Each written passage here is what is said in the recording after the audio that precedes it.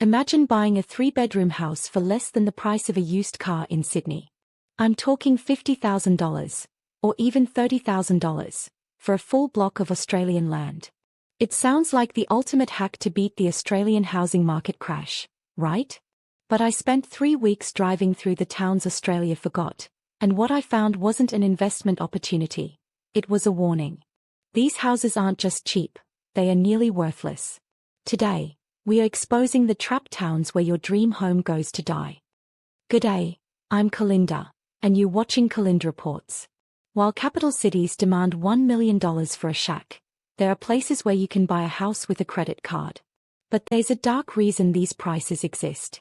We are deep diving into 10 forgotten communities, from the opal mines of Andamuka to the dead ends of Wyndham, to show you why cheap housing is the most expensive mistake you'll ever make in the Australian economy 2026.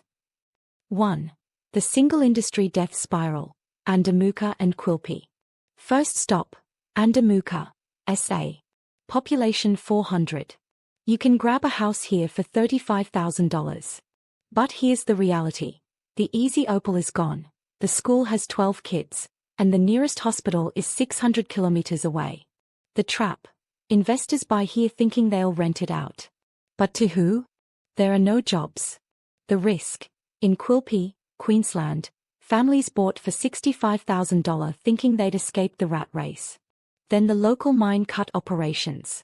Now, they can't sell, they can't rent, and the rates are eating them alive. Leaking asla twist tab aya jab unhi parta chala ke unka asset, ab ek permanent liability ban chuka high. 2. The illusion of infrastructure, Broken Hill and Lightning Ridge. You've heard of Broken Hill. It has cafes, schools, and even an airport. Yet, a solid brick home sits on the market for $190,000 for 14 months with 0 offers. The why?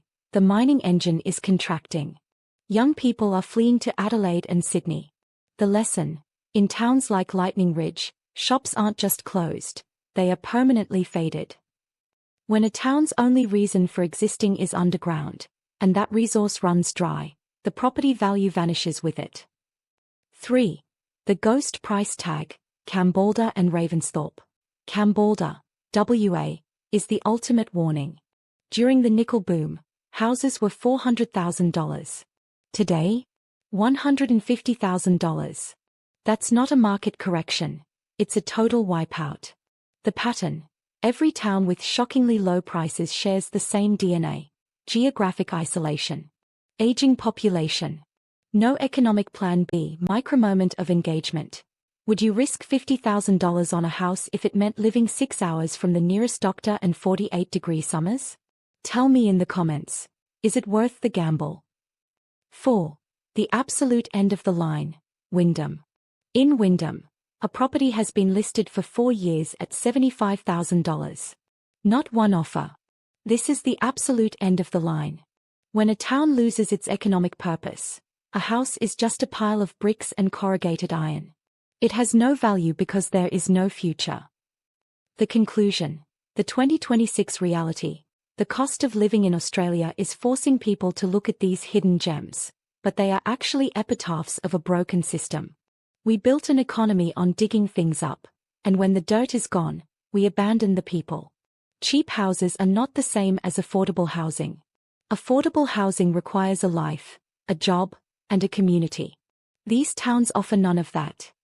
Buying here doesn't solve your housing crisis. It just traps you in a different one.